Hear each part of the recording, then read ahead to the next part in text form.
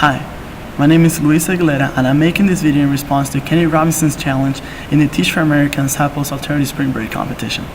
Now, I decided to do this challenge because it reminded me of an experience I had last summer in which a group of 27 men and myself did a bicycle ride from Seattle to Washington, D.C. And along the way, we visited different people with disabilities and were able to hang out with them and create empathy, which was one of our main tenets. And we did this by spending time with them.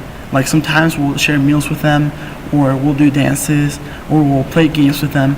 But what this did was it allowed us to put ourselves in their shoes and see who they were by the person that they had become and not by their disability.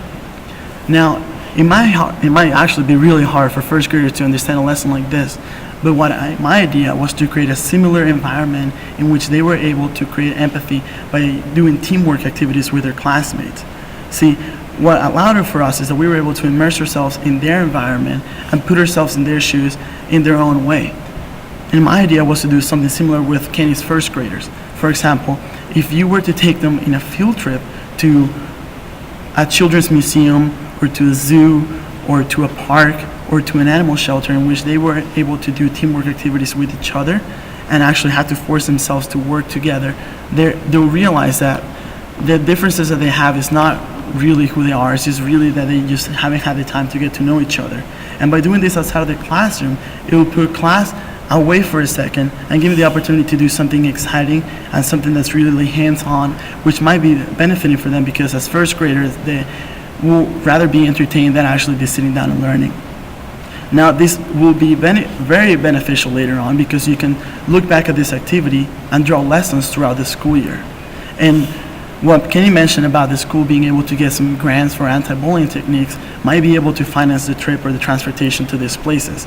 And if you consider that this might be able also as a volunteer experience or as an educational, it might actually not be that expensive.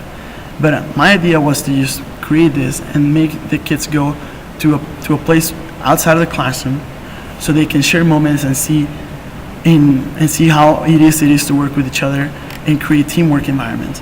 And once they get talking with each other, they get to know each other a lot better. And afterwards, you can create lessons like the one I've posted also with my documents. For example, you can ask them different questions like, what did you learn? Or did you see that it was a lot easier to work with somebody else than working by yourself?